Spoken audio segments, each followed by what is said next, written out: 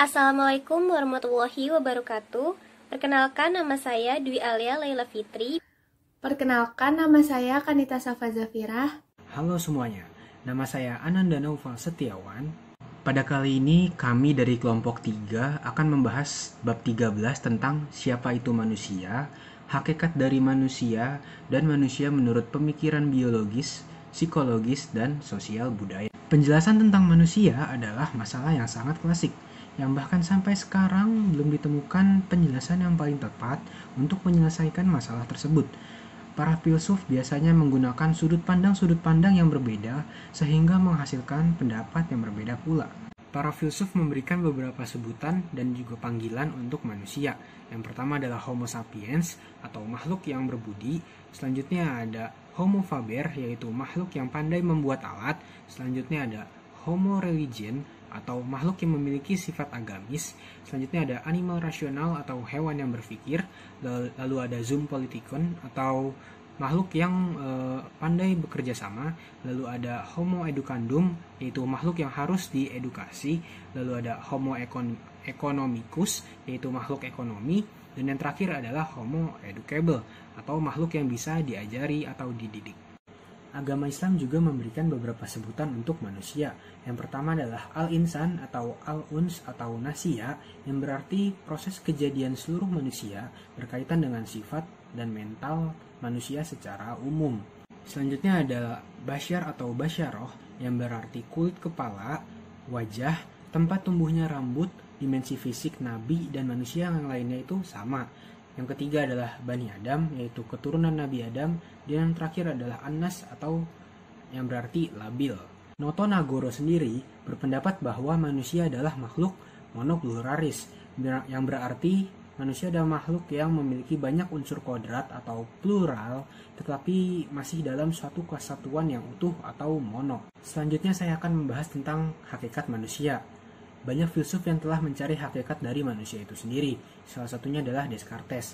Descartes terkenal monumental dalam diktumnya, yaitu cogito ergo sum, yang berarti aku berpikir maka aku ada. 7 diktum ini adalah pandangan filsafat Descartes dalam pengembaraannya mencari hakikat atau jati diri dari manusia.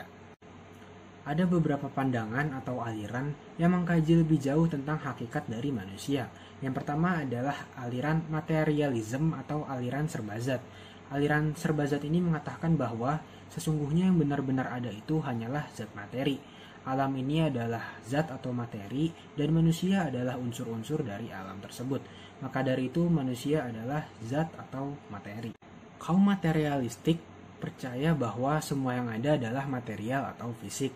Dan juga mereka percaya bahwa gejala dapat dijelaskan dengan hukum kausalitas.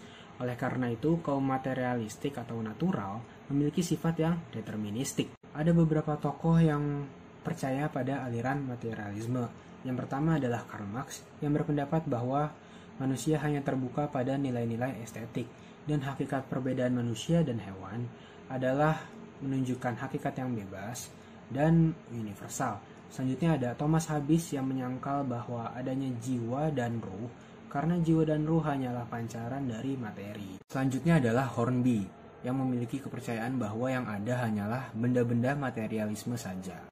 Selanjutnya adalah Van der Waals yang mengatakan bahwa materialisme terdiri atas suatu aglomerasi atom-atom yang dikuasai oleh hukum-hukum fisika kimiawi.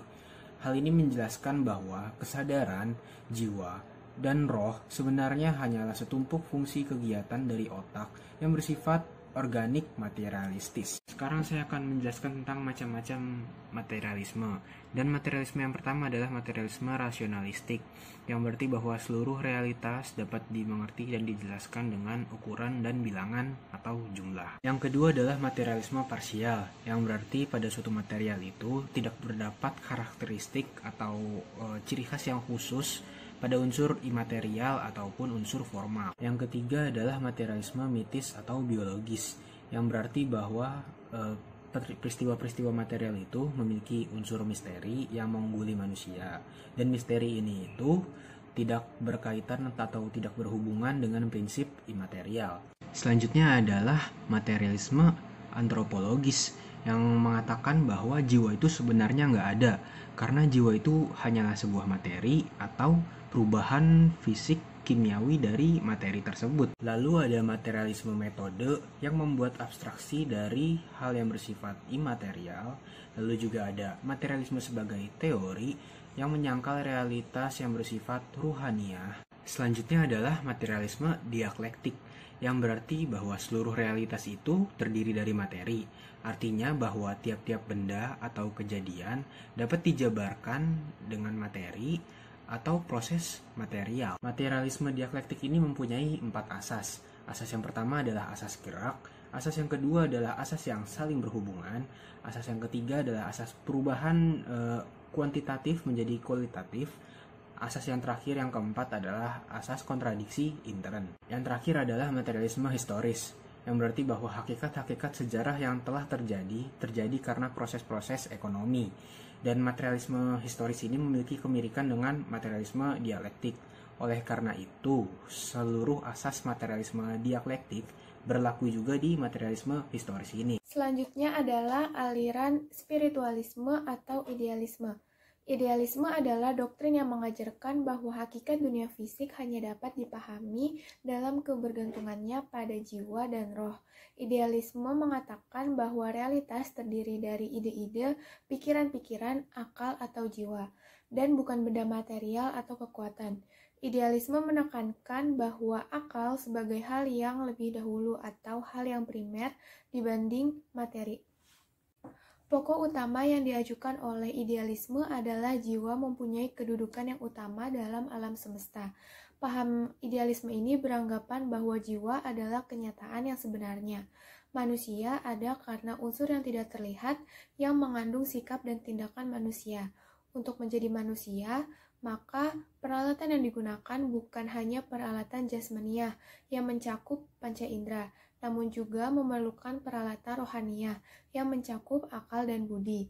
Justru akal budilah yang menentukan kualitas manusia itu sendiri. Selanjutnya yaitu jenis-jenis idealisme. Yang pertama adalah idealisme subjektif, merupakan filsafat yang berpandangan idealis dan bertitik tolak pada ide manusia atau ide sendiri.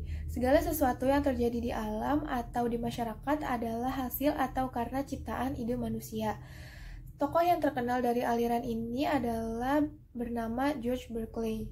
Yang kedua adalah idealisme objektif, merupakan idealisme yang bertitik tolak pada ide di luar ide manusia.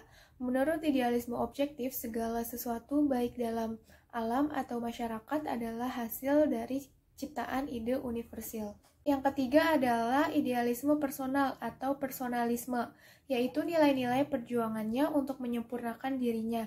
Bagi seorang personalis, realitas itu bukanlah pemikiran yang abstrak atau proses pemikiran yang khusus, akan tetapi seseorang, suatu jiwa, atau seorang pemikiran. Kemudian, tokoh-tokoh idealisme. Yang pertama adalah Johann Gottlieb Fichte, merupakan seorang filosof dari Jerman.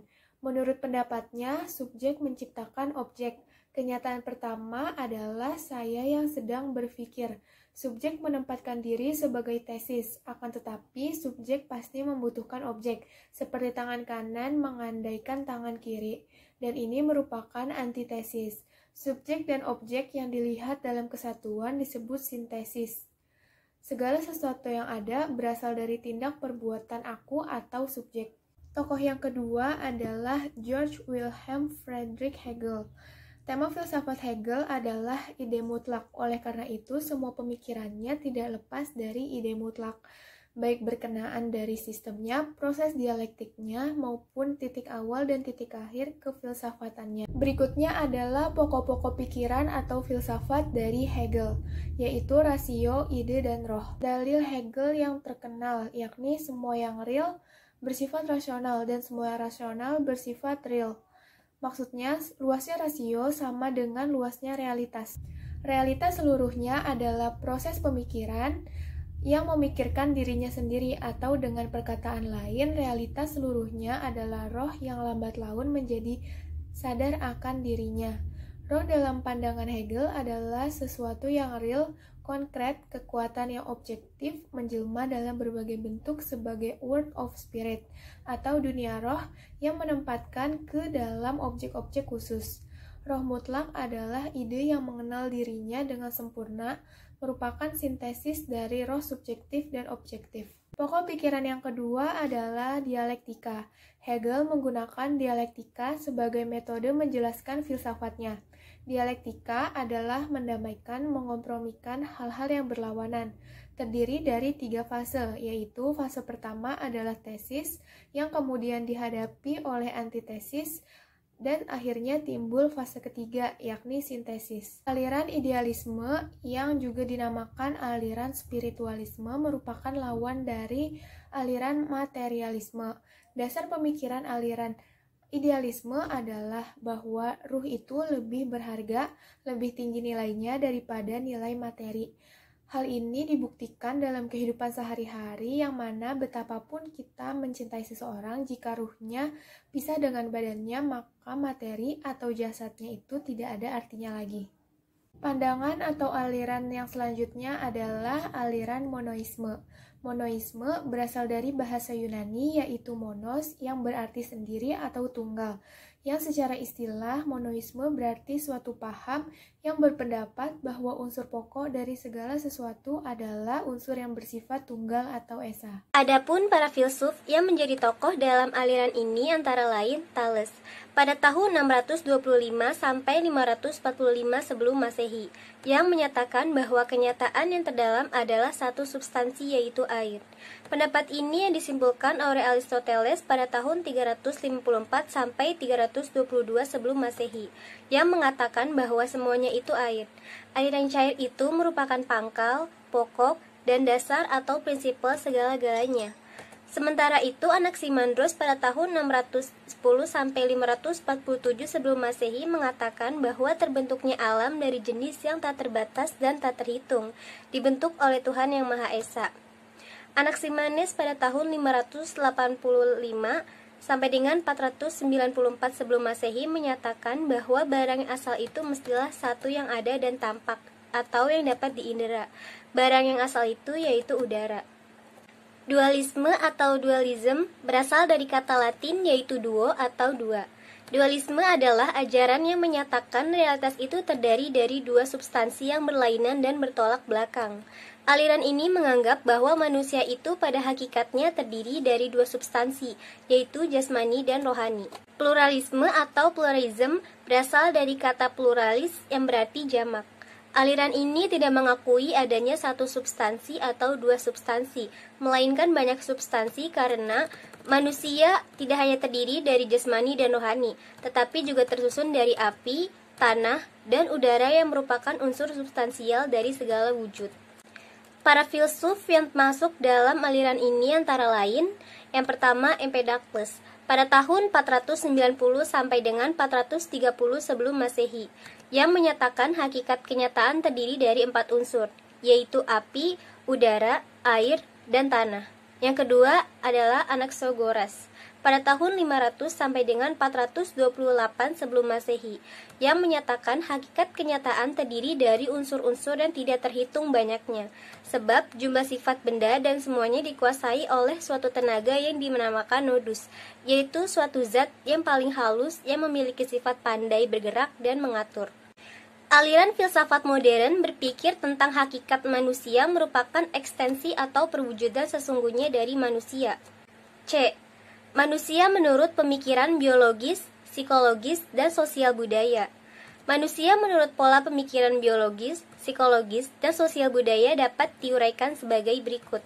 Yang pertama, manusia menurut pola pemikiran biologis.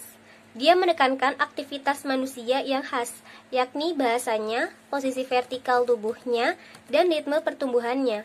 Semua sifat ini timbul dari kerjasama antara proses keturunan dan proses sosial budaya. Menurut pola ini, manusia dipahami dari sisi internalitas, yaitu manusia sebagai pusat kegiatan intern yang menggunakan bentuk tubuh lahiriah, tubuhnya untuk mengekspresikan diri dalam komunikasi dengan sesama. Yang kedua, manusia menurut pola psikologis. Freud dengan psikoanalisisnya lebih menekankan faktor internal manusia. Sedangkan pandangan behaviorisme lebih menekankan faktor eksternal.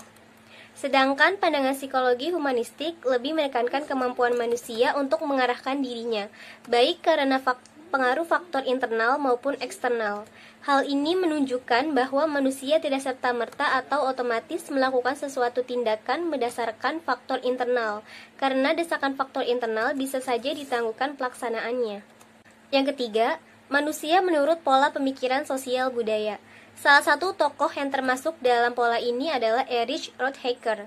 Menurutnya, meskipun orang menciptakan dan mengembangkan lingkup kebudayaan nasionalnya, kemungkinan pelaksanaan dan pengembangannya sudah ditentukan, karena semuanya itu sudah terkandung dalam murisan ras. Tokoh lain yang dapat dimasukkan dalam pola ini adalah Ernest Cassirer, seorang filsuf kebudayaan pada abad 20. Definisi manusia sebagai animal rasional dianggap tidak memadai, karena rasio tidak memadai untuk memahami bentuk-bentuk kehidupan budaya manusia dalam seluruh kekayaan dan bermacam-macamnya. Itulah mengapa dia menawarkan definisi manusia sebagai animal symbolikum, yakni makhluk yang pandai membuat, memahami, dan menggunakan simbol. Yang keempat, manusia menurut pola pemikiran religius. Manusia adalah makhluk yang serba butuh hal-hal fisik dan rohani.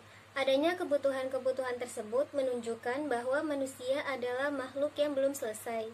Artinya, untuk memenuhi segala kebutuhannya, ia harus bekerja dan berkarya.